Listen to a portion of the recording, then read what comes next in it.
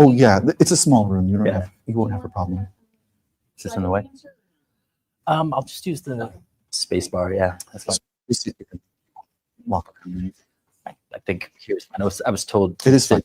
I'm happy to sit. Yeah, thanks.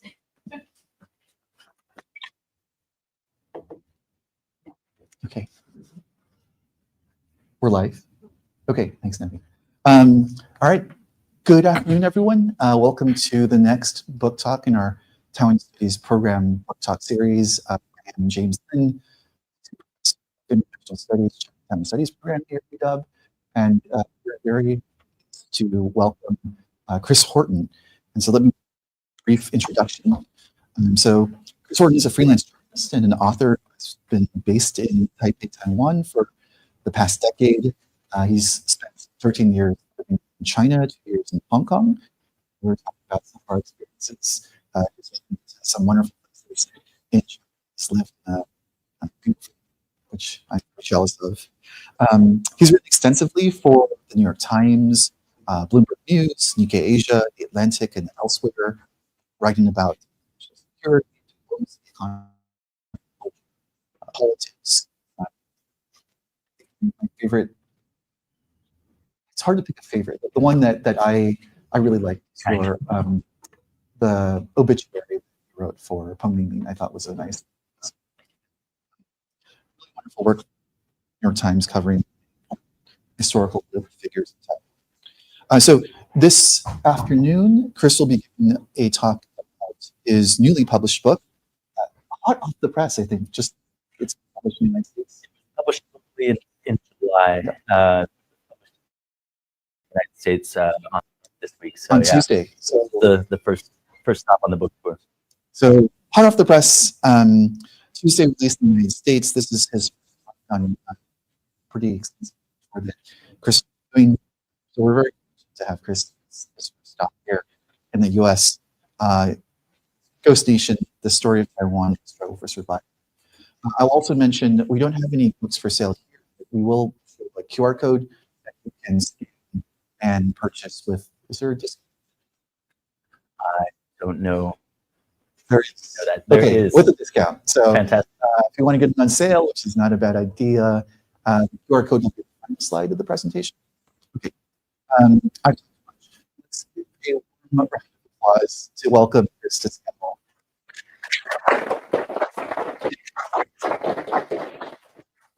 Well, thank you, Lynn, and thank you everyone for coming and listening to this talk.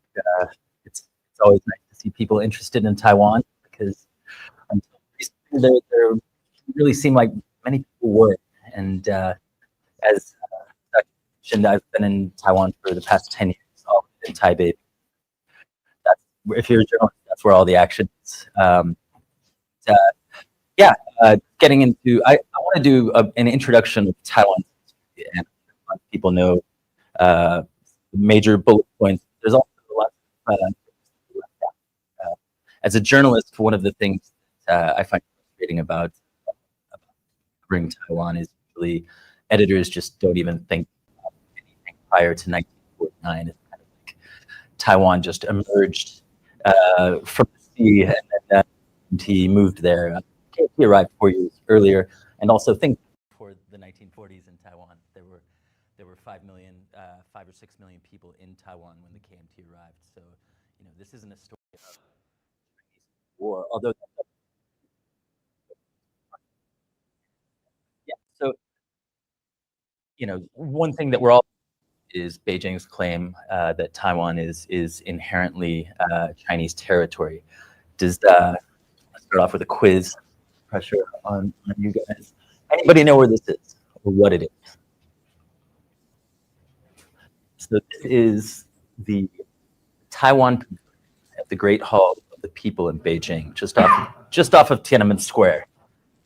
And so, you can see it says "Zui Lai." It's basically saying Taiwan has, since time immemorial or since ancient times, has always been a part of China. And basically, this is there's a pavilion for every administrative region of China in PRC in the Great Hall of the People. This is the only one where it's representing a part of territory that the PRC has never controlled, not for a moment. So Taiwan has always been part of China. Let's go back 400 years to the arrival, basically the end of pre-colonial Taiwan, and this is a painting, a Dutch painting of indigenous Taiwanese from 1670. And the Dutch were the first to set up permanent settlements in Taiwan. And the people who were there to greet them, as it were not Chinese. They're Austronesian-speaking indigenous Taiwanese people. And there's, the exact number of tribes and whatnot is debatable. I think 16 officially recognized now, and a few others that might get officially. Basically, a bunch of different peoples, different languages, and customs, and sometimes their relations would be good. Sometimes they had issues with neighbors. There was headhunting. There was, people would get wrecked from other countries off of treacherous waters off of Taiwan. They would sometimes they would find that they were not exactly, the Dutch arrived in 1624. They had just recently basically acquired the wherewithal to East Asia. And basically everyone that wanted to go to East Asia, it was just a mad rush, and that was what kind of formed or inspired the Dutch government to form the Dutch East Asia Company. So it was it was technically the Dutch that arrived. It was actually the DOC, the Dutch East India Company, and they arrived in Taiwan,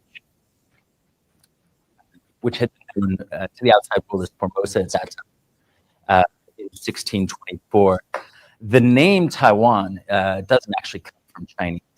The Dutch arrived in what is now Tainan, southwest city, and basically they asked the local Sarayan people what they called that area, and it got written down as something kind of along the lines of something like that, which morphed into Minnan, the language from southern Fujian province across the strait, and then kind of translated into Taiwan in Mandarin. So, that was the same year, just to give some perspective, that was the same year that Dutch West India Company arrived in Manhattan. Manhattan also being a name that indigenous people gave to the Dutch for where they landed. But so the Dutch basically, when they had tried to dislodge the Portuguese from the first East Asian colony by a European to do that.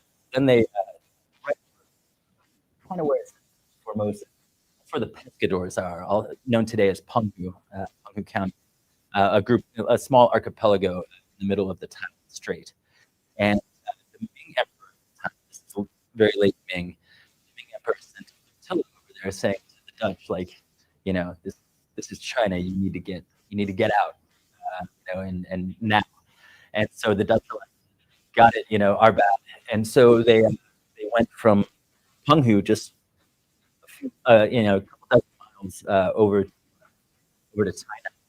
The Ming was fine with it. At that time, no one used the term Taiwan in China. It was Dongfan. It was Eastern barbarians. There had been prior to the Dutch arrival, Chinese people had been to Taiwan, but it was fishermen, pirates, kind of itinerant.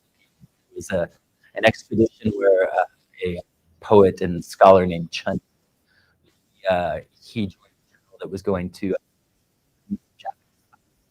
off of the coast of Taiwan, and he wrote the first written kind of like widely accepted account of Taiwan, and it was basically a Chinese talking in not super flattering terms about the locals, And it's very clear from reading that. It was about 1,000 characters. Very clear. It felt like we're just nothing, nowhere, had no civilization. As the name Eastern barbarians might imply, there was a bit of Han chauvinism going on there. But we don't know a whole lot about the pre-colonial Taiwan because no one had writing systems until the Dutch showed up. So the first schools in Taiwan were opened by the Dutch, and the first written language, the first written script taught in Taiwan was the Roman alphabet. So it's, again, going back to that, they've always been Chinese. It's like Europeans and indigenous Taiwanese who speak Austronesian languages, and the first language they're using, the first writing system they're using is the Roman alphabet. So really kind of undermines that claim. But the Spanish, they were also present in Taiwan. They arrived. They were only there for a couple of decades, and they landed near the north of Taiwan. And there was some there was some extractive stuff going on, and there was also some proselytizing and whatnot. But mainly they were rivals with with the Dutch, and they wanted to keep an eye on their rivals. And so the Dutch were based, their regional headquarters, basically, the VOC's headquarters were in Batavia, which is now Jakarta. And the Spanish, of course, were in the Philippines. But one of the main things that happened during the Dutch era, aside from the introduction of schools, writing, Christianity, guns, water buffalo, and lots of crops, including mangoes, which is a big deal for Taiwan. But they also, so they wanted indigenous Taiwanese to be laborers on their commercial farms, and the indigenous Taiwanese were not interested in that at all. The Ming Dynasty was kind of collapsing, and you had a bunch of young men on the other side of the strait who were just looking for a way out and looking for just opportunity anywhere. And there was some right across the strait working for the Dutch on commercial farms. So that was kind of the first, that was the beginning of kind of Chinese people coming over from China and actually settling in permanent settlements. But it was adjacent to Dutch plantations and farms and whatnot. It was in 1662 that the Dutch time in Taiwan ended, and that was because they were overthrown by Koxinga, or Zheng Chenggong. And so Zheng Chenggong was the son of a pirate, a Fujianese pirate named Zheng Zhilong, and his mother was Japanese. So it's interesting, like Chinese nationalists will say, Zheng Chenggong, they'll hold him up as this Chinese hero, but they don't like to acknowledge that he was also half Japanese. And he's considered a Ming loyalist, but the degree to how aligned with the Ming he was is arguable. But there was never an official Ming presence in Taiwan. And so the Tungning kingdom, as the Zheng clan's ruling of or colony, I think you could call it, in Taiwan, it only lasted for 3 leaders. Koxinga died just months after overthrowing the Dutch, and was succeeded by his son and grandson. And what is significant about the Tungning is that they actually, this was the beginning of like the Sinicization of Taiwan, where efforts were made to like give local people a Chinese identity. So this is where you get the first Chinese schools, and you get the first Confucian temple, which is in Old Town down Tainan now. They also expanded agriculture, but I think, if you look, holding up Koxinga and the Tungning kingdom as like this, like proof that China has always ruled Taiwan. I mean, the areas that were ruled by the Tungning kingdom are not, not even close. I would say like less than 10% of all of Taiwan. So it was the Qing who really kind of started. They overthrew the Tungning, and the Qing, of course, some people will say they're Chinese, but they were Manchu. And they conquered China. They were not conquered by China. And then they conquered they conquered Taiwan, but they didn't conquer all of Taiwan, because I don't know how familiar you are with Taiwan's geography, but basically those colored bits are the parts that are basically flattish. It's a very hilly, mountainous island, but the black and gray portions are steep, jungle-covered, beautiful but treacherous mountains, and you know, as colonialism progressed, indigenous Taiwanese got kind of pushed up into the mountains and away from the plains, although there were plenty of people who are already in the mountains. But so by this time, you're starting to have not necessarily the emergence of a Taiwanese identity, but kind of the seeds of it. And you know, the Qing were definite outsiders. You know, their customs were foreign even to the Chinese who had come over from Fujian province. They had a difficult time keeping control in Taiwan, and they tended to outsource most of the authority to Taiwanese political elites who were generally of Fujianese extraction. But yeah, one of the phrases that came out of the Qing rule of Taiwan was, you know, like every 3 years an uprising, every 5 years a rebellion. So you know, by this time, by the mid 19th century, you've already kind of got this island of people who have mixed in different ways. I mean, keep in mind that the men who came over from Fujian, they came alone. So if they were to find wives, it would be women who were already in Taiwan, which is basically indigenous women. There was some Dutch intermarriage with indigenous people too. So you did have you know, kind of like a you know, a swirling gene pool that was different from across the strait and from anywhere else in the world. And it was starting to bristle at outside rule and you know, heavy-handedness from external powers. The Qing didn't really consider Taiwan too important. It was just kind of a node of Fujian province. But after Japan invaded Pingdong briefly, following an indigenous Taiwanese massacre of about 40 or 50 Ryukyuans who had shipwrecked off of Pingdong, there was kind of an awakening in Beijing, and the Qing decided, okay, yeah, we need to administer this as a province. You know, I think that invasion really made Japan feel a lot closer, and there was kind of this this waking up to like the geostrategic importance of Taiwan. And but you know, they made it a province in I think they decided to make it a province in 1885. It actually became a province in 1887, and then it was ceded to Japan after Japan defeated the Qing in 1895. And so, but during Qing rule, there were a couple of major waves, bigger than when the Dutch were in Taiwan, waves of migration from China, and they even started kind of curving around to the east side, like up there in Ilan, yeah. So the Treaty of Shimonoseki gave Taiwan to Japan.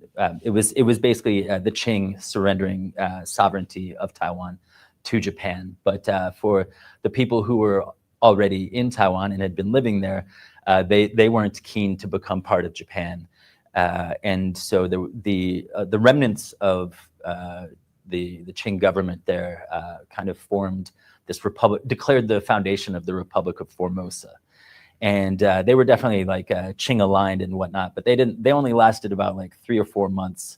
And they were, again, they were on the west coast, the coastal plain on the Taiwan Strait side of the island.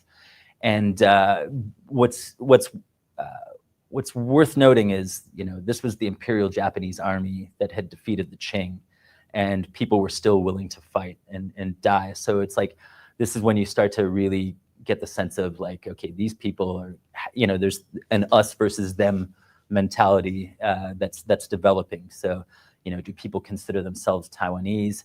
Not not necessarily, but it's, there is kind of a growing identity of people on the island, like shared identity.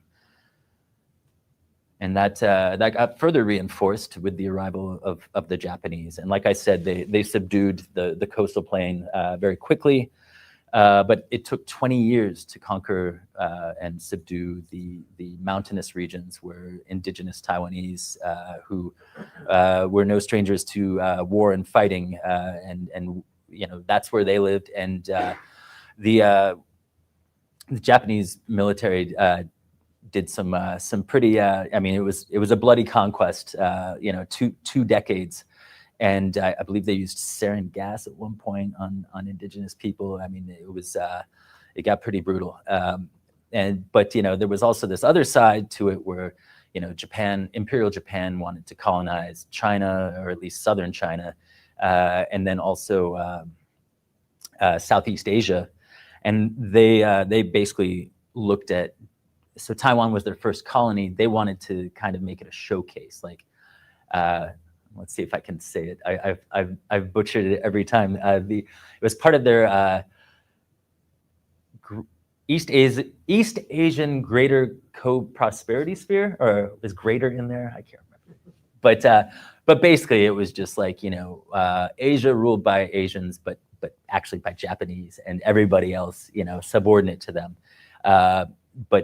So Taiwan, it's unique when compared to other countries in Asia, because it has a generally fond and nostalgic kind of view of Japanese rule, whereas Korea, other countries, Japan or China, obviously, but also Southeast Asian countries really suffered immensely under Japanese rule and conquest. So there were the bad things that Japan did, but they also did improve the quality of life for the majority of at least urban Taiwanese. And so I interviewed Dr. Lin for my book, one of many people I interviewed. But he, as he points out, when the Japanese arrived, most Taiwanese people were illiterate peasants. And 50 years later, when they surrendered and ending World War II, Taiwanese had some of the best education and healthcare in one of the best legal systems in Asia. Taiwanese people could sue Japanese people and potentially win in court.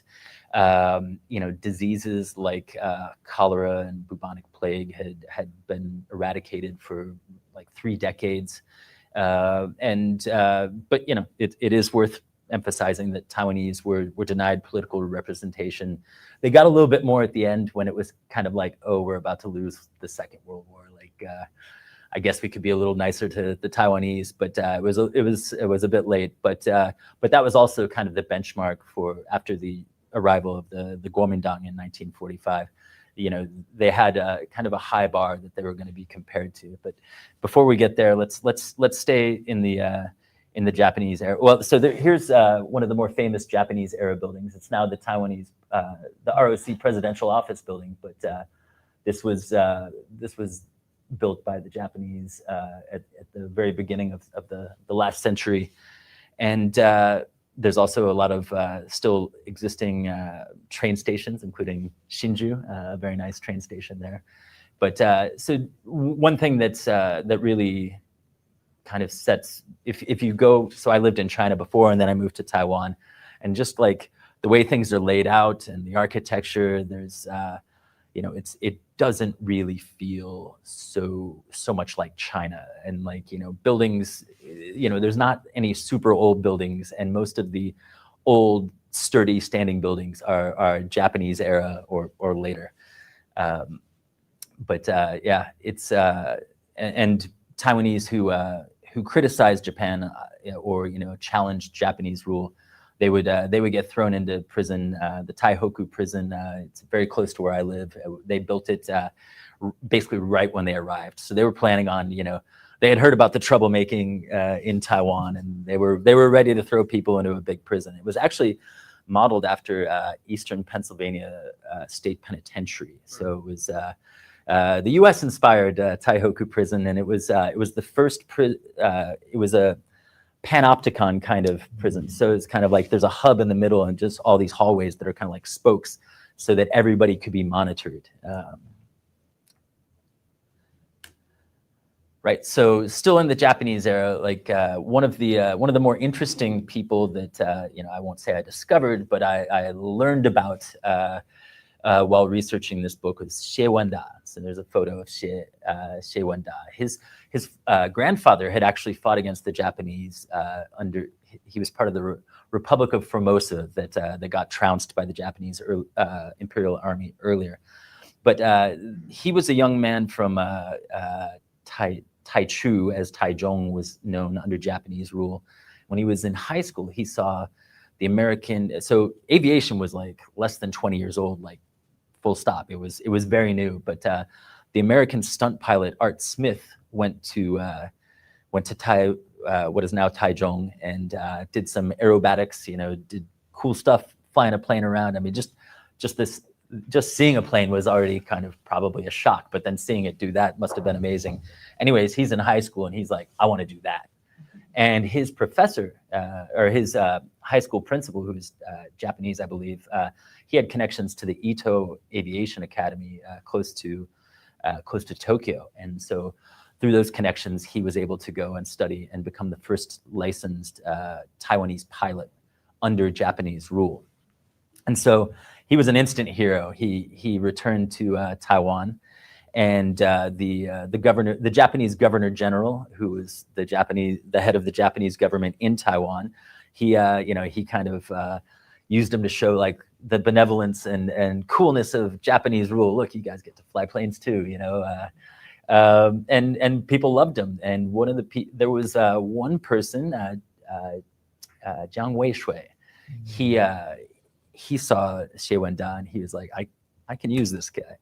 And so Jiang Weishui, if you don't know who he is, he was a physician, and he had already gone to Tokyo twice to petition for two things. One was greater Taiwanese representation in Taiwan's local government, but also there was no Taiwanese representation in Tokyo, like in the Diet whatsoever. So he was asking for those two things. Like, wasn't trying, there was no one asking for Taiwanese independence. Like those two words had never even like been put together yet. But it was just like, look, can you be a little bit cooler to us? Like we're part of the empire, but like, we're human beings too. And both times Jiang Weishui's petitions were rejected. So he was going to go a third time, and before he did that, he approached Xie Wenda, and they kind of they ended up cooperating. So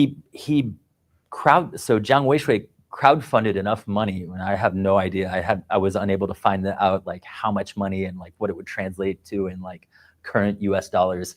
But I mean, planes back then, first of all, probably not easy to get and probably pretty expensive. But Taiwanese people crowdfunded enough money to buy a plane for Xie Wenda, who was like in his early 20s. Like, also, you buy a plane and like give it to someone that young. I don't know. It seems a bit risky, but it was christened the Taipei, and So when Jiang Weishui went to petition for the third time for greater representation for Taiwanese people in the local and imperial government, when he was in Tokyo, Xie Wenda and a buddy, whose name we don't know, they flew over downtown Tokyo and dropped leaflets. Leaflets basically saying, like, you guys think you're so civilized, yet you treat us like this, just trying to appeal to their better angels, right? And saying, you've got this constitution, but we're treated as like, subhuman compared to you. And that must have been a jolt, because I mean, this is that was 1923. So like, the Imperial Japanese Imperial Japan is it's starting to really feel and show its strength. So it was a very bold move. He flew back to Taipei, and that same Japanese Governor General that had been like, that a boy, that's a good kid. His mood had changed, and he was like, are you trying to overthrow us, or what's going on? He allowed Xie Wenda to leave the Governor General building, which we had seen earlier, And Xiwenda, like, I think he probably just thought, like, I'm kind of lucky to be alive. And so he flew to China. And so, he had never lived in the Republic of China, but he went over across the strait and would eventually return with the Republic of China when it arrived in the 40s in Taiwan. And so that brings us to the 40s. So that's these two gentlemen. On the left, that's Jiang Jingguo, and on the right, that's his father, Chiang Kai-shek. And at this point, so with the surrender of Japan, the U.S. basically brought ROC soldiers, and at this time, the ROC was basically a Kuomintang, Chinese Nationalist Party, KMT, whatever you want to say, but a KMT party state, right? Like the state and the party were basically the same thing. There were no other parties, and they weren't allowed. But so from 1945 to 1949, these are the only 4 years in all of human history in which a Chinese government that identified as Chinese controlled all of Taiwan. So, a China-based government, right? So, Koxinga doesn't count, the Qing don't count. They didn't think of themselves as Chinese, although they did present themselves as Chinese when ruling Chinese people. So yeah, when the arrival of the ROC was a bit jarring for Taiwanese people, because first of all, they were like, wow, these guys defeated the Japanese Imperial Army. They must be very powerful and formidable, and they were not quite what Taiwanese people had expected. They were poorly paid. They had very little discipline, and they were basically, they didn't even want to get off the American boats in 1945 because they knew there were tens of thousands of Japanese soldiers who were standing down, but still like in Taiwan, and it was very obvious to Taiwanese people from the beginning that the U.S. was the power behind the ROC and the KMT. Without the U.S.'s help, Japan wouldn't have been defeated. And so rather than do it the Qing way, the Manchu way, and speak to people, everyone in cities in 1945 basically spoke Japanese as their daily language, and then at home maybe they're speaking Minnanyu or Hakka or some sort of indigenous language, but nobody really spoke Mandarin. And then the ROC shows up in 1945, and it's just like, we're just going to speak to you in Mandarin. Even though the first Governor General, Chen Yi, he spoke fluent Japanese. Chiang Kai-shek spoke fluent Japanese. So very quickly, it's kind of like, that's going to feel like, all right, these are outside. It's another outsider, kind of power coming in and telling us what to do. And there was, from the beginning, from like the lowest level of the ROC military all the way up to the generals in the ROC military, there was just kind of people just took whatever they could. And so for generals, it was mansions and monopolies and businesses and whatever else they could justify. And for unpaid or poorly paid soldiers, they were just stripping Taiwan for parts. And at this time, Taiwan got a nickname in China. People had heard about it. I mean, Taiwan was it wasn't populated as densely as the rest of Asia. There was about 5-6 million people on an island that now has 24 million people, and it hadn't really been touched by the war that much. Towards the end, in 1945, the U.S. led some Allied bombing raids. They were primarily aimed at critical infrastructure, military infrastructure, and other things. Train lines, ports, and whatnot. They also bombed Japanese civilian areas like Zhongshan, the Zhongshan area in Taipei. But overall, Taiwan had kind of gotten through World War II unscathed, relatively unscathed compared to the rest of Asia. But it became known in China as Baoda, like Treasure Island, and and that was because of the relative wealth there, and I think also just that it was sounded like it was pretty easy to take. But so this was really kind of Taiwanese people were not enjoying. They kind of lost respect for their new overlords within a month or two, and things built up quite a bit in that first year and a half. You had basically the Japanese quarantine system that had been put in place and kept diseases out. The KMT just ignored it; they didn't care, and so whoever wanted to come over from China could, and they wouldn't be screened or quarantined.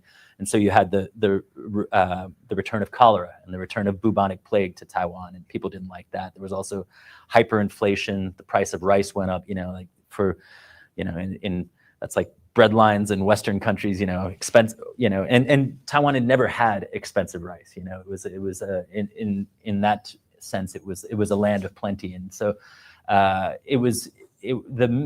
the mismanagement was very grating to Taiwanese people. And in early 1947, there was an incident outside of a tea house, the Tianma Tea House or the Pegasus Tea House near Dadaocheng in Taipei, where a woman selling cigarettes that were not part of the monopoly, the former Japanese monopoly that the KMT had taken over in Taiwan. They were actually smuggled cigarettes from China.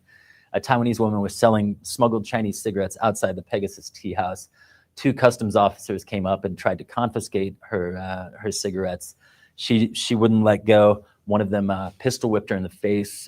She was bleeding, and people who were outside the tea house saw it, and they were very upset. They encircled the customs agents, the customs officers, and one of the officers drew his pistol, shot into the crowd, hitting a man in the belly who would later die that night. But that scattered the crowd. Those 2 officers hightailed it at the closest paichusuo, like a police station, and where they received protection. An angry crowd was dispersed by the police eventually, but then the next day, a much bigger crowd marched on the administrative center of Taipei, and they in the beginning it was just chanting and drums and angry shouting and whatnot. But when they came across the first customs office, so very close to Taipei main station, if you're familiar with Taipei at all, they started killing Chinese people. They started overthrowing, overturning cars, setting bonfires, just kind of running. They were rioting and killing Chinese people.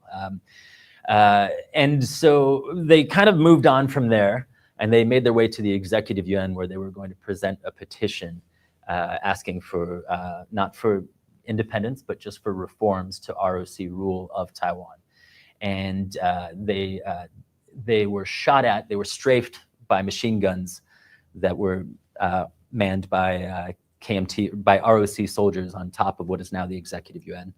And then, so there was only one radio station in all of Taiwan at that time. It had been built by the Japanese, and so initially it was all in Japanese, and then when the KMT arrived, it started broadcasting in Mandarin only, and was probably a very good way to learn the new lingua franca under ROC rule. But everybody listened to it, and some quick-thinking people from that crowd that got shot at, broke into the radio station, took it over, and spoke in Taiwanese, or like the Taiwanese dialect of or variant of Minanyu, and basically told everyone in the island, who had a radio station or radio, basically what had happened, and basically called, for overthrow of the KMT, and rise up, right? And so within the next 2 days, that's what happened. Taiwanese people, they killed Chinese people. Eventually, Taiwanese political elites were like, we've got to police ourselves. But the KMT and the ROC military mostly retreated to their barracks and kind of they were hiding out away. But you had basically a week where the Republic of China had been effectively overthrown by Taiwanese people, and those Taiwanese political elites that I mentioned, they were kind of caught in between this, angry Taiwanese people, and then the powerful ROC. But the ROC military, there wasn't a very large presence there yet. And that would change after a week. Chen Yi, the governor general, had sent a message to Chiang Kai-shek requesting reinforcements. Chiang Kai-shek approved them, and they were sent to basically Keelung in the north, the major port in the north, and Kaohsiung, the major port in the south. And as soon as they arrived, they just went on a rampage. And they also, during that week, there were these kind of associations that the Taiwanese political elites and people who wanted to help, kind of with negotiations with the ROC government, they had formed these associations in every city, and these name lists for all the for the associations basically became death lists, and it was or like hit lists. And so there was within like 3 weeks. The KMT or ROC soldiers had killed. I think it's a conservative number, but 28,000 people. And it was so there was, and it was basically like amongst them was an entire generation of people who could have been leaders of an independent Taiwanese state. And there were a lot of Taiwanese people who, at the time, because there was a big American presence in Taiwan. The UN had just been founded, and the ROC was the first signatory of the UN Charter. But the U.S., prior to the arrival of the ROC, it had dropped, kind of taking a page from Xie Wenda's book, dropped a bunch of leaflets on Taiwan and telling Taiwanese people, you're going to build a new China. It's going to be great. You're going to have freedom of speech. You're going to be able to, vote for your leaders, and you're going to have democracy. It's going to be amazing. And none of that had happened, but there was still this hope that the U.S. would help. And the U.S., unfortunately for Taiwanese people, had basically the State Department had decided, all right, Taiwan's China now, because there was the Cold War was just starting up, and it was like the ROC was an important ally of the U.S. at that time. But so that was a big. That was kind of the fundamental, I think,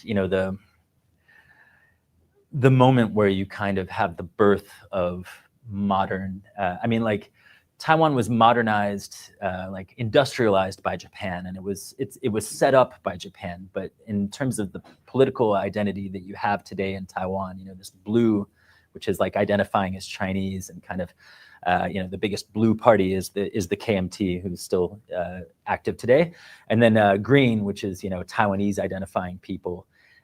This is kind of where that all kind of springs out of, and I think the massacres in 1947, because that initial uprising took place on February 28th, the second month, right? So it's generally kind of in shorthand, it's referred to as Arba. 228. So, just a couple years after 228, the Chiangs flew out of China for the last time, escaping to Taiwan with the rest of the Republic of China government, or at least whatever could be brought over.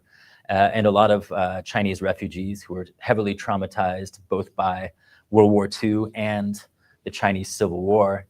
And so then you had about 1 to 2 million heavily traumatized Chinese, kind of moving over and, setting up kind of encampments in amongst, 5 million heavily traumatized Taiwanese.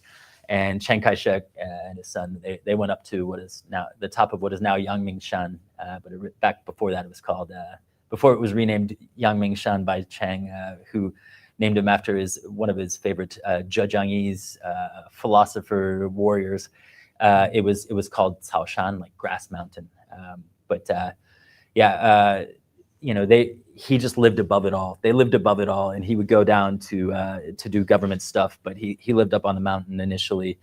And you had these two very different people with just different identities that suddenly had to live together, and it was not easy. And also 1949, when they arrived, that was also the beginning of martial law, and it would last until 1987. So that was the longest period of martial law in human history until Syria broke the record in 2011.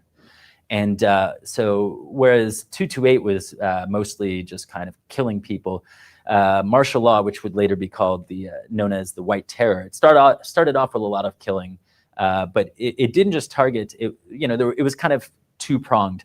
Of course, any calls for the overthrow of the ROC and KMT by Taiwanese would be repressed, and anybody connected to anything like that would, they would be dealt with, usually executed in the beginning, although things became a little less bloody afterwards, but still, brutal martial law. But then you also had this paranoia. I mean, so a big part of the reason that Chiang Kai-shek lost China was because generals had defected to the communist side, and all these Chinese people came over with the ROC, and you can't tell who's a communist spy and who isn't. So it was there was a lot of paranoia towards Chinese people as well. So this isn't just about Taiwanese people suffering; it's also about Chinese people suffering at the hands of the Republic of China.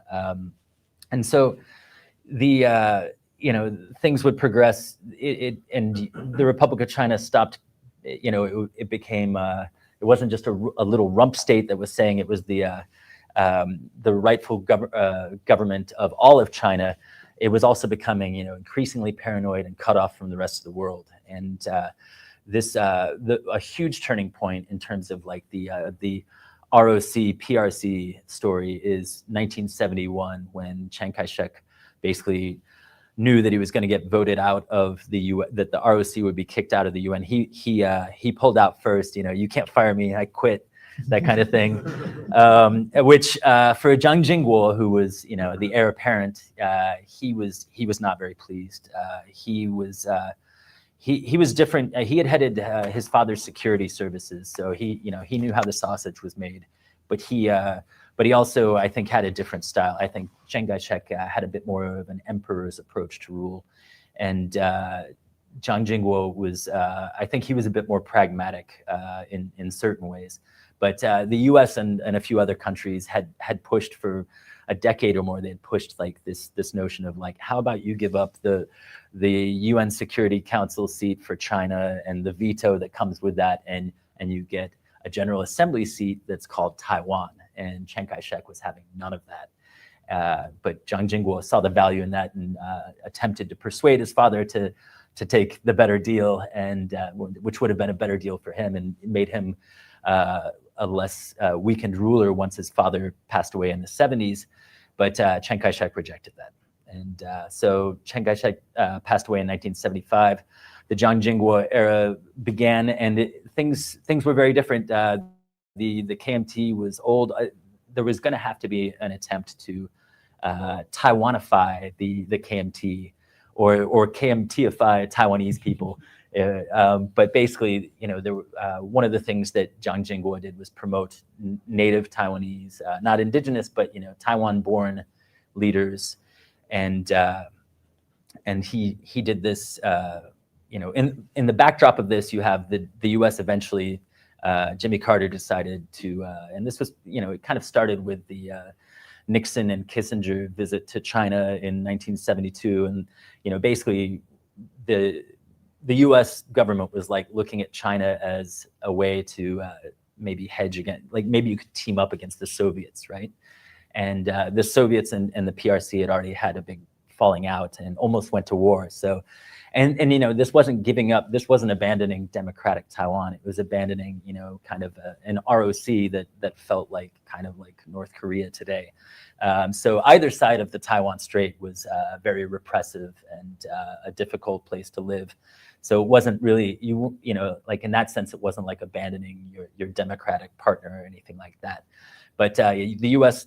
Switched recognition of the government of China from the ROC in Taipei to the PRC in Beijing.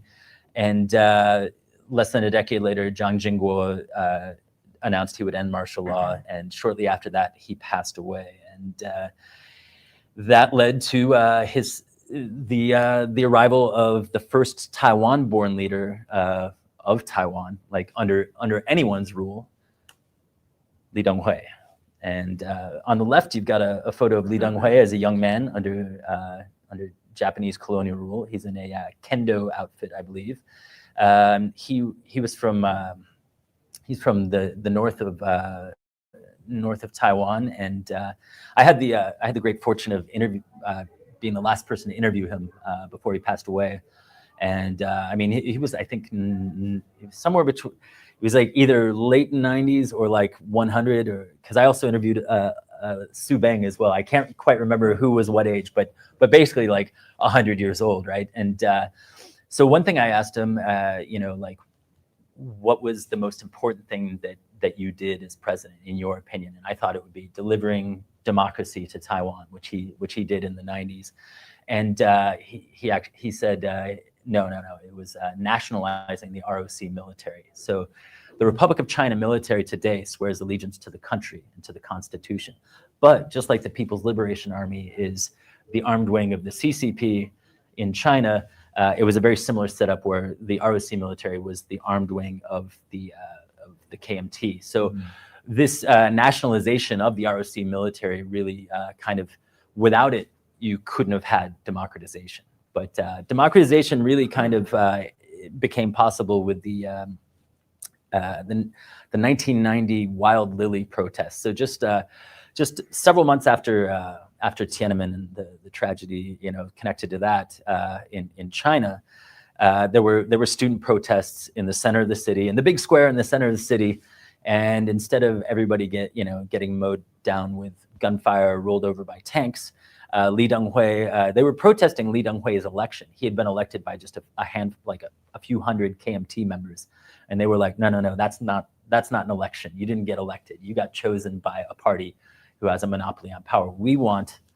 a real election. We want to elect our own president, like for real. And anyways, he invited 53 student leaders into his office at the presidential office building. He was basically like, what do you guys need? And they told him what they wanted, and he's like, okay, sounds good. How about legislative elections in 1992 and presidential elections in 1996? And they were kind of like, is this for real? But they were like, okay, sounds good. And they called off the protests, and that's what ended up happening. And so Li Denghui, he had been president for 8 years, like kind of non-democratic president. But after 8 years, he was in the first election, in presidential election in Taiwan. He actually won. He defeated Peng Mingmin and a few others. But yeah, this is, and Li Denghui started, one thing he really promoted was this kind of idea of a new Taiwanese identity. And I think it was the kind of the beginning, rather than just like a straight blue-green thing. It was kind of like, let's kind of have a bigger tent, like new Taiwanese identity. So that's where you're like, you can be, you can think of yourself as primarily Chinese and you're primarily Taiwanese, but together we're Taiwanese in our own way. And this is kind of a new thing. But he really tried to establish democracy and freedom as kind of part of this new Taiwanese identity. And he invited the Dalai Lama to open up a representative office in Taipei, which is still going on today. In 2000, he was succeeded by Chen Shui-bian. And this is one of those flukes of, not flukes, but just like one of those moments in Taiwanese history where it really probably shouldn't have worked out this way. But Li Denghui, he picked, so as the head of the KMT, he had the authority to pick who the 2000 candidate for the KMT would be. And he chose the relatively unpopular Lian Zhan rather than James Song, who would have just won in a landslide. James Song, who had helped convince people in the KMT that Li Denghui should succeed Jiang Jingguo, because there were people that had doubts. They were like, I don't know about letting Taiwanese people run the show, like Taiwanese-born people. They didn't trust him, and maybe they had good reason to. I mean, but basically, James Song decided to run as an independent. So then, KMT or blue voters had a kind of a dilemma. It's like, if you're just like, I do whatever the party says, okay, you vote for Lian Zhan and the KMT. But if you're like, I think James Song's the better candidate, you vote for James Song. Enough people voted in a way where it split the blue vote just enough so that Chen Shui-bian and Annette Lu could slip through. And so now you have, and they were candidates with for the DPP, that Democratic Progressive Party, which grew out of like the anti-KMT movement known as the Dangwai movement in the 70s and 80s. But it was founded 1 year before. They were technically illegal as a party when they founded themselves in 1986. It was 1987 when martial law ended, and it was legal to be the DPP. But so that was a massive victory for Taiwanese self-determination from the Green perspective. And so this is Chen Shui-bian and his wife Wu Shuzhen, and so it's a very like loving photo right there. But she was actually paralyzed. She had been hit and then like kind of run over by like a tractor truck type thing when Chen Shui-bian was. He had lost an election attempt. He was running for a city councilor in Tainan, and when he and his wife were going around thanking voters for their support, she got hit by this guy who just kind of came out of nowhere and then backed over and then ran over again. And well, there's a lot of things like this that happened during KMT, like martial law and whatnot. And there's no proof that it was done by the KMT, but there are a lot of things that the KMT did that were kind of along these lines. So people on the Green side tend to think that this was deliberate. Anyway, so Chen Shui-bian got reelected in 2004, and I think in the beginning, I think the KMT and the Blues kind of thought, all right, this is a fluke, right? We split the vote, but he ran against a unified Blue ticket and still won. And I think after that election, that was when both the KMT and the Chinese Communist Party were like, all right, this Taiwanese identity thing is getting out of control, right?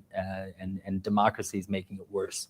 And so that was when you had the beginning of, so 2005, both Lian Zhan and James Song went to China, and KMT CCP ties party-to-party ties were normalized. So they stopped being Cold War enemies and started becoming more cooperative. And that process has gained momentum over the last 2 decades, and is stronger than ever now. So, but at the end of Chen Shui-bian's time as president, he came under accusations of accepting bribes, laundering money, and his wife was accused of taking bribes as well. And it's really hard to say like how much of it is politically driven and how much of it was actual corruption, because it's the legal wording is. I've spoken to lawyers about it, and they're kind of like, it feels like it was politically driven, but also you could make a legal case for it. So without getting into the details of that, Chen Shui-bian steps down as president, and he almost immediately, like he's not allowed to leave Taiwan anymore, and he ends up going to prison for corruption. And he attempted to commit suicide while he was in prison. He really kind of, his mental and physical health deteriorated. The next president of Taiwan, of the ROC, was Ma Ying-jeou on the left, who's shaking hands with Xi Jinping there. And Ma had campaigned on a like, let Taiwanese decide Taiwan's future kind of platform. But as soon as he became president, he's a good-looking, charismatic former mayor of Taipei. A lot of people liked him, and believed that he was going to be open to the changes that had been occurring. But he just almost immediately, like one of the first things he did is have Chen Yunlin, a top CCP official, visit Taiwan. That kicked off the Wild Strawberry movement. But I mean, even ROC flags were not allowed to be displayed in public when this official from Beijing was in town. So it was, that really set off the alarms for red flags for a lot of Taiwanese people. And he ended up getting reelected in 2012, and maybe within the next year, the KMT in Shanghai had negotiated this cross-strait services trade agreement, which basically would have opened up all of Taiwan's service sector, which was 60% of GDP, to investment from China. So what it effectively would have done is it would have enabled China to just buy Taiwan rather than invade it, right? And also there were loosening of regulations on media that had happened before that, and that's when you have a lot of like kind of KMT, blue media, kind of becoming closer and closer to a red, a CCP message. But in 2014, the CSSTA was signed by the KMT and CCP in Shanghai, and then Ma's party, the KMT, tried to ram it through the legislature, and young Taiwanese people occupied the legislature, and they basically derailed this attempt to open up Taiwan's economy to Chinese money. I mean, I've spoken to lots of people who are just like, that was actually, it doesn't get as much credit in public as it deserves, but like, or in like the narrative about Taiwan. But I mean, this was basically like China almost had a way of basically just like annexing Taiwan with money, and it was stopped by the protesters in 2014. And a lot of those protesters are now in the government. You have Lin Feifan, who's the deputy national security, this deputy secretary general of the National Security Council now. But you also have Huang Guochang, who is the chair of the TPP, the Taiwan People's Party, which is now in an alliance with the KMT. Following 8 years of Ma Ying-jeou, you get Tsai Ing-wen, and so she, because of the state in which the DPP had been left following the 8 years of Chen Shui-bian, like the U.S., but also other countries and also Taiwanese voters didn't really trust the DPP that much. And she was kind of, in some ways, I think, the perfect person for this job, which was to reestablish trust in the DPP, both with Taiwanese voters and with Washington. And she very much did that, I would say. On the left, that's her speaking on the phone with President-elect Donald Trump in 2016. And so that was the first article I wrote for the New York Times news desk. I'd done some like features for them before, but they didn't have anybody permanent in Taiwan at the time, and they had run the sky is falling pieces from both Beijing and Washington. And then some editor somewhere in the system was like, wait, it's the Taiwanese president, right? And they called Trump. Should we like get a report from like Taiwan maybe? So I got called up, and I spoke to old, young, male, female, wealthy, less well off, and blue and green people, as many as I could in like a day, and everybody said the same thing. I don't trust Donald Trump, but it sure is nice to have our existence acknowledged, right? Because Taiwan, there's what are called the 3 T's when dealing with China, right? Tibet, Tiananmen, and Taiwan, right? You just don't bring that stuff up. So Taiwan, it's not in most international organizations. It's basically only in like APEC and the WTO. It's not in the UN or any of the affiliated UN organizations. And it had just kind of become invisible, even though you have this like, both like it's a major economy. It's the kind of like middle power that like Mark Carney was kind of addressing at Davos earlier this year in his big speech. Although I don't think he had Taiwan in mind, but and also it had emerged as a tech powerhouse. I mean, so it's important in terms of both principles and pragmatism, which he had talked about. But another thing that Tsai did while she was in power, while she was president. So one of the first things she did was she apologized to indigenous people on behalf of the ROC government, which was a pretty big thing. There's nothing like that that's happened in Asia. She also she wasn't involved in it, but she, during her first term, basically Taiwan became the first Asian country to pass or to legalize same-sex marriage. Not quite marriage equality, but legalized same-sex marriage, kind of a separate but equal thing. But it's still like, that was a story. I think the first story I wrote where it was just a pure Taiwan story. There was no China element to it whatsoever. That was refreshing. But she also recognized the need to build up the ROC armed forces, which had been largely neglected by Ma during his 8 years. And and so she was very lucky. She had a for all 8 years that she was president, she had her own party was in control of the legislature. And but you know, at the beginning of that, yeah, it's like kind of, all right, this is a new thing. But after 8 years of that, the DPP had become the establishment party. And while people trust Taiwanese people, voters trust the DPP more when it comes to national security and cross-strait stuff, they like, I mean, in my experience, I feel like there's people will punish vote, you know, where it's like, you know, I don't want to vote, I'm going to vote for the other party because I think you need to do a better job. And we saw that, I think, in 2018 with Han Kuo-yu and winning the mayorship in Kaohsiung, but also in the 2024 elections, the KMT with the TPP, they had enough seats to achieve a majority coalition. So the new president, that's him on the left, Lai Ching-te, relatively new now, and that's half American, half Taiwanese. I mean, she revoked her American citizenship to run for office, but that's Xiaobi Kim, the vice president on the right. They won the third DPP presidency in a row, so that was a big victory for the DPP, but they lost the legislature. And so then the KMT had a kind of a new lever of power that it hadn't had for some good time. And on the left here, on this image on the right, that's also in the Great Hall of the People.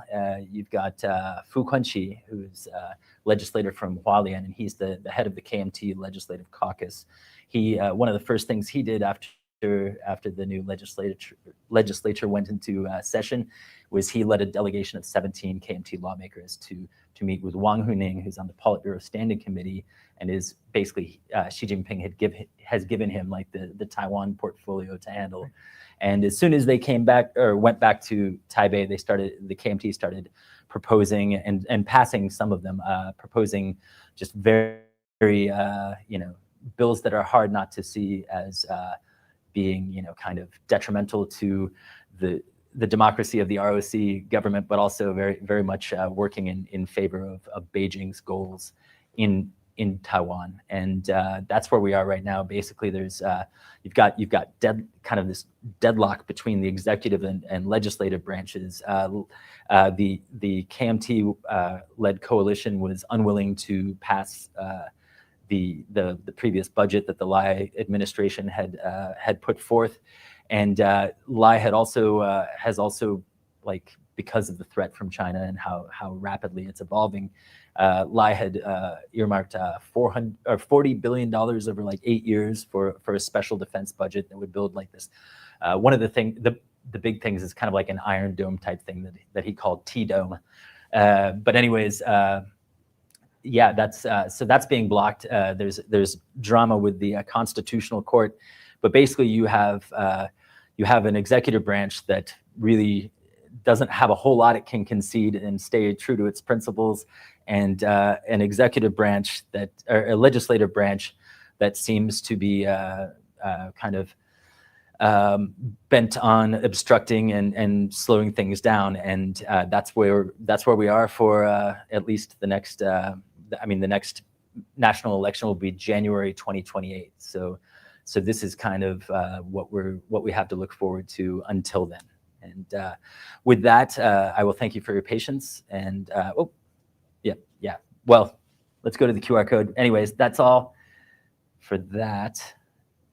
And you know, it's really understanding Taiwan's story and who's been in charge of it that makes it easier to talk about things, whether it's like semiconductors or, you know, the possibility of war or anything like that. But that's the end of my little presentation, and let's please open up to questions.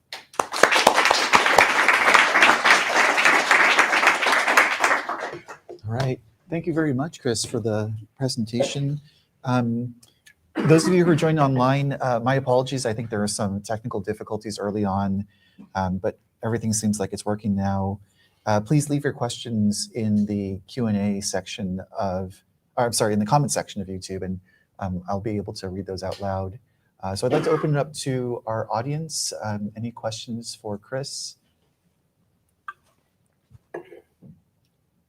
Ping, go ahead. What is the KMT's vision for a Taiwan that they would, if they were to control the executive and the legislature? What is their vision for how Taiwan would be? How would it be different from Hong Kong, or really, how would it be different from being in the mainland? Let me just repeat the question. Sure. So the question is, if the KMT were to come to power in both the LY, legislative yuan, and the presidency, what is their vision for Taiwan? Well, I can't speak for the KMT. I don't know what their thoughts are. I mean, as you saw with Ma Ying-jeou, he was saying one thing while campaigning and then kind of doing something different once he was president. But there was recently a KMT leadership change. The new chair is the second woman now to be KMT chair. Her name's Zheng Liwen. And she was considered an underdog a few months ago when the KMT held its leadership vote, and she ended up outperforming everybody. Like kind of traditional establishment KMT candidates. And at one point, Zhao Shaokang, who's kind of amongst the establishment folks, he said to reporters, hey, Beijing, if you're listening, can you stop interfering with our internal election, our party election? So like that's when even within the KMT, there's kind of an acknowledgement, or at least an accusation that the CCP is interfering in their own electoral politics. But so Zheng Liwen won, and she is unabashedly. She's interesting because she used to be deep green. She used to be pro-Taiwanese independence. And now she's deep blue, and she's pro-unification, and she espouses a Chinese identity, and she's basically like, Taiwanese people need to be proud of being Chinese. We speak Chinese, we eat with chopsticks, we eat Chinese food. We consume Chinese entertainment, and so there's very much this. This very, and it feels like she's a bit ahead of, or like out in front of the average KMT voter. But things are pretty polarized right now, and I think you have there's like, it's very much just kind of like a team thing going on, right? And so you got the TPP, and the KMT on one side and the DPP on the other side, and it's really hard to say what exactly they want to do. But one thing that I do think there is a good possibility that the next election could go to some sort of Lambai-he, right? Where you've got the blue, so the KMT and the TPP uniting. They tried before and it didn't work, but if you get Lu Shouyan or Zhang Wanan or somebody, one of the more popular KMT figures, as presidential candidate, and then maybe someone like Huang Guochang is from the TPP as the vice presidential candidate. People, I think, there is DPP fatigue in Taiwan, but I think also there's a lot of people. I have heard from people who, they didn't vote for the DPP this last time, and they don't like the DPP, but they also don't like this government deadlock that's going on right now. But it does seem like the coordination between the KMT and the CCP, they're meeting more and more and at higher and higher levels. So it just feels like while the KMT still has agency, its goals and the things it's doing, they're really starting to dovetail more and more with the CCP's goals. But do the people of Taiwan, independent of DPP, KMT, do they buy living in a society that they see is going on in Hong Kong? And is that they really would sign up for that? Well, I think like the one country, two systems thing is it's pretty unappealing to most Taiwanese, and it's worth noting here that you've got but Hong Kong doesn't have two systems anymore. Right. But officially it does, right? and also a lot of people, especially like in the countryside, maybe they don't go to Hong Kong. But one of the things that's being pushed by Zheng Liwen and by like influencers, many of who have been going over to China and then coming back like way more pro-China, like Holger Chun, Guanzhang, Zhang Guan, right? Yeah, Guanzhang, yeah, Guanzhang, and then a few others. But you know, there's this new narrative where it's not about like, you know, the glory of the PRC or anything like that. It's just like, all right, you've got Taiwan, you've got one choice: Ukraine or Hong Kong.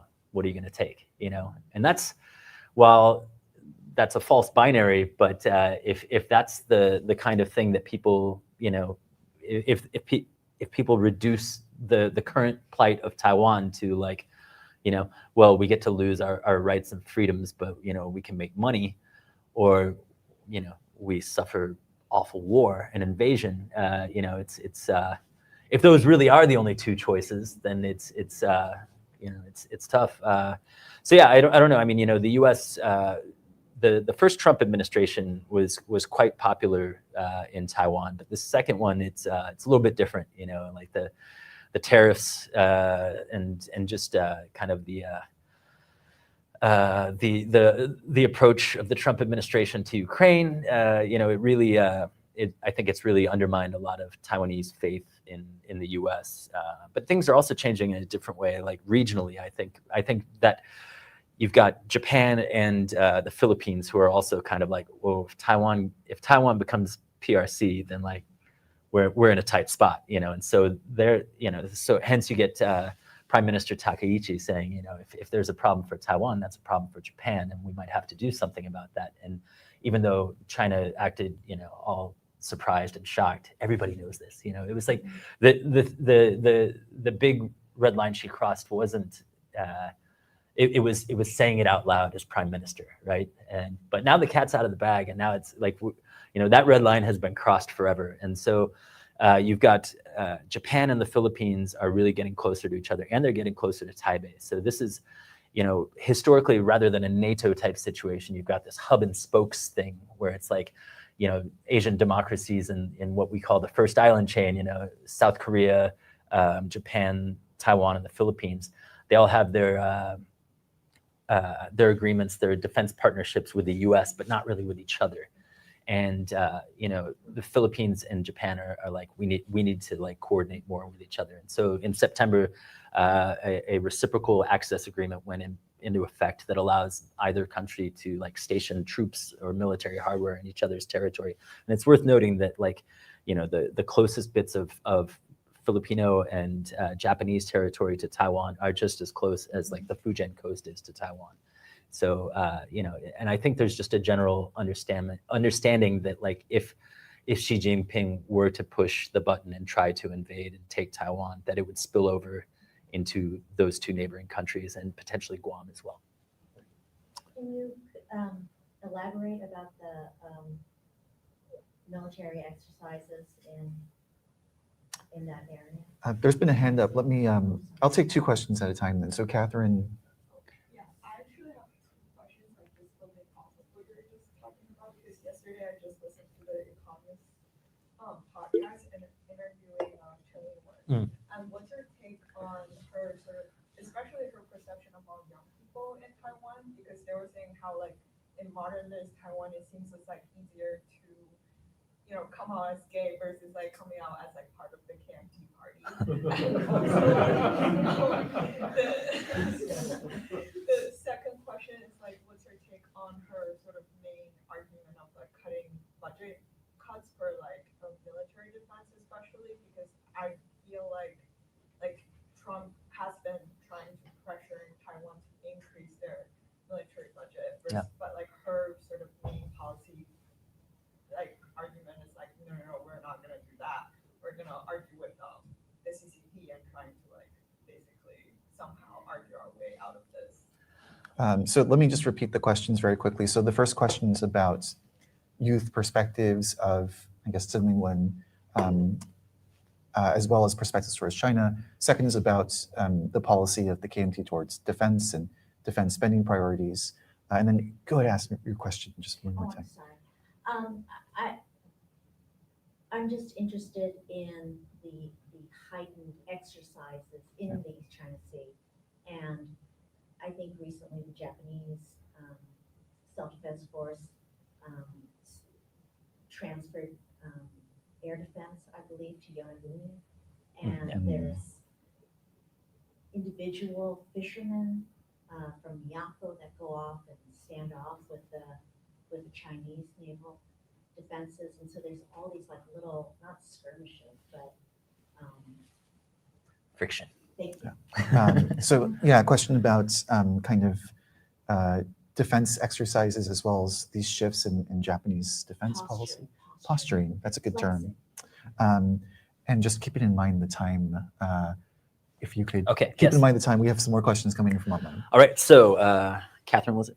Yeah, so the first question coming out is KMT, I guess. Yeah, I mean, so when I first arrived 10 years ago in Taiwan, it just seemed like Taiwanese, like the KMT was just very much an older people's party, and like even in 2018, when I went to a Hanguoyu rally, like his last rally, I was trying to find like someone under 40, and every time I saw someone who looked like they were under 40, I'm like, hey, I'm a journalist, can I ask you a few questions? She's like, oh, I'm like here with my parents, like don't talk to me, you know. But there is a frustration, you know, like, so it must, you know, like it must be pointed out that you know, while per capita GDP now exceeds Japan, you know, just because like TSMC is doing well doesn't mean the average Taiwanese person is. The cost of living has gone up steadily for I mean, this is happening everywhere for like the last 2 decades, and wages have largely been stagnant. So, you know, yeah, people care about China, but also people care about being able to survive, like just, you know, in their daily lives. So, and if you think about it, like, you know, there's like people who are like 20 now, you know, basically the entire time that they've been politically aware, it's been like the DPP in charge of stuff, you know. So it's like, for a lot of people, young people, they haven't delivered enough. Does that mean that they want to be part of China? No, but the KMT are thought of as like this opposition party, this alternative to the establishment, right? And you know, a lot of people weren't really that old when, you know, younger voters weren't that old when Sunflower happened. So. And there's no living memory of martial law or, you know, even like the Ma era. So it's I think there's a lot to that. Also, there's you know, there's a lot of disinformation going on, especially like in line chat groups, but like online stuff and YouTubers. So there's a lot of different factors to that. But it's, you know, I think there is kind of like less of a taboo for young people to at least kind of lean blue now, but it doesn't mean that they want to be part of the PRC. I think approval, according to the Zhengda like polls, you know, there's 3% of Taiwanese people like think that they are like Chinese and Chinese only, and there's also 3% that are like, let's become part of the PRC today. So I think that's correlated. And sorry, what's the second one? Regarding. Oh yeah, well yeah, connected to that, yeah. I mean, so I think, you know, the KMT is like, we want to be transparent, despite the fact that they had done that negotiating the CCSTA in, you know, kind of in secret across the strait with the CCP, but and they're also like, you know, I think she's said a few times, look, we're not an ATM, we're not a cash machine for the US. She's also accusing the US of like trying to steal TSMC, but TSMC isn't relocating to the US, it's just building new fabs. TSMC can't make enough chips to meet demand. But it's very much a situation where you have like so many different narratives going on, and I think it's they want to look responsible. But right now, you know, if you're kind of coordinating with the country that's threatening to, you know, destroy your democracy, and then you're also like, let's spend less on the military. I don't know. I'm not a Taiwanese voter, but if I were, I think I know how I would vote. And so, moving on to your question about the exercises, it's salami slicing, right? I mean, the noose is tightening, getting closer and closer. And every exercise, and I think there's going to be 2 or 3 this year probably. I mean, it seems to be kind of like on a fairly regular schedule, regardless of who gets fired at the top of the PLA. The general who's head of Eastern Theater Command for the Justice Mission 2025. Right. at the end of December, he had only had that position for 1 week. So Xi Jinping doesn't care about testing people.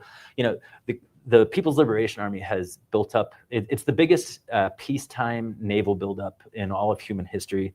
And it's all very much developed for amphibious warfare and invasion. It's not hard to figure out like what it's, and they say it, this is all about modernizing so we can complete the rejuvenation of the great Chinese nation, or the great rejuvenation. So but they've got all these new toys, but they haven't used them.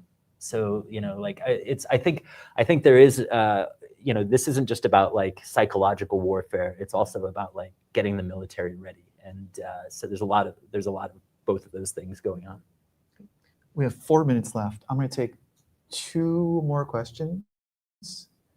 Okay, 3 more questions. You're going to have to like a minute each to respond. So Jason, Michael, and then, yeah. So these 3 questions. I apologize to our online audience. We have questions, but we just won't get to them. So to pile on to Joint Sword, A and B, and all the PLA operations, and looking at how the PLA overreached Second Thomas Shoals, the Senkakus, how is that affecting the younger generation's will to fight if China does go over there? I mean, what have you seen? Have you seen anything change in the past few years? If you talked about, do we make money, or do we and not have our rights, or do we go to Ukraine? Okay, so let's take all the questions together. Okay. Just because we really don't have much time left. Sorry, Chris. Okay. Michael, go ahead. So I actually had a question about American publishing and the difficulty that it seems to be for people to tell a full-throated story about Taiwan. I remember John Oliver had his report about Taiwan. It was like the first time in a long time that I had seen something that wasn't about China and Taiwan or U.S. interest in TMC. And he talked about all the complexity that is Taiwan. And you're going through this whole thing, but you're speaking to a very educated audience here. I'm just curious how your editors, you don't have to lose your job, but how your editors, I don't have one. how your editors deal with this multifaceted, complex, fascinating place, and all they want is something about Xiaolongbao or Alex Honnold. yeah, I don't know, just very shallow, banal kinds of things, or it's about warfare. So, And then Carrie. And I was also curious, kind of along those lines, but how the book has been either received in Taiwan, or how you thought about your narrative and writing, because so much of Taiwanese history is also quite politicized, right? Like even the terminology that it's chosen to use and do so. Were you intentional then about like either staying neutral or like going with one side or the other? Okay, I'll go in reverse order. 2 minutes. 2 minutes. All right. So I set out to write a green book, not in the sense of a book promoting the DPP or its agenda or anything like that. But we've only gotten like basically the blue or red version of Taiwan in our media for most of our lives, right? And I remember going to Taiwan and thinking I knew what was going on, and very quickly realizing I didn't. And then, you realize that terms like mainland are political. Taiwanese people never called China mainland before the KMT. They called it Tangshan. There's, you say like reunification. That implies that, they were together, and that, the history just doesn't really jive with that. And this kind of blends in with like editors and stuff. So there's a lot more journalists, because so many foreign journalists can't go to China. So you got a lot of the China journalists who are based in Taiwan now. And the Foreign Correspondents Club is bigger than it's ever been. It's amazing. So a lot of these China correspondents are also covering Taiwan. And so you're getting like more depth and breadth to Taiwanese reporting by international media than ever before. But the gatekeepers are still editors, and there's no like editors in Taipei, So they're still kind of outside, and unless they've spent time in Taiwan, it's kind of hard for them to understand the nuance. No one's not saying that they're bad. I'm just saying, it's hard to write about a place or edit about a place that you're not familiar with or not even in. So I think that's kind of a thing. But I spoke to kind of connected to this. Spoke with in the book. I interviewed a couple of Taiwanese journalists who write for international media, and it's like, young journalists who it's like, oh, it must be cool to write for like one of the biggest newspapers on the planet, but like, what's it like to not be able to call your own country a country, and like, you can guess what they might have said to that.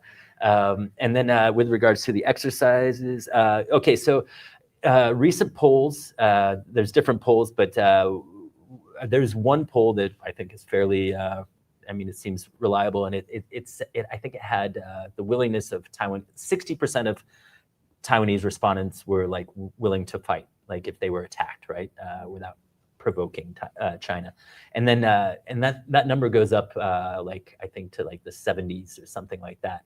It goes up higher if it's like and other countries come in to help. So I think there's I think Taiwanese people are very much focused on their day-to-day lives, well, just like everybody, right? But if things get nasty, I think and even if you're like, I don't want to fight, a missile comes in, or like some member of your family dies or something like that because of a Chinese attack, that might change your perspective. But I think the will to fight is there, but like in terms of like this defense stuff and like passing the special budget, there's starting to be some questioning in although like Washington does seem to be aware of like the political kind of divide, like, and how it's like the KMT and TPP kind of preventing this thing, and yeah, like the U.S. is keen to sell weapons to Taiwan, but yeah, it's a pretty complex thing. But I think at the end of the day, it's also pretty simple. Most Taiwanese people want to keep what they have. They're not they don't want to take anything from China. And I think the majority of people would probably be okay with giving Jinmen and Mazu and the National Palace Museum collection to China in exchange for like them just like giving up their claim. All right. Unfortunately, we are at time. I'm sorry for everyone else who wanted to ask a question. But let's give Chris a round of applause. Thank you for a very informative talk. Thank you. And of course, if you want to learn more, discount codes above.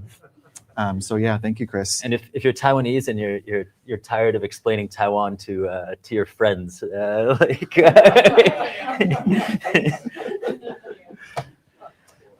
Thanks so much, Chris. I'm going to run home, but Robert is in the back. He will be taking care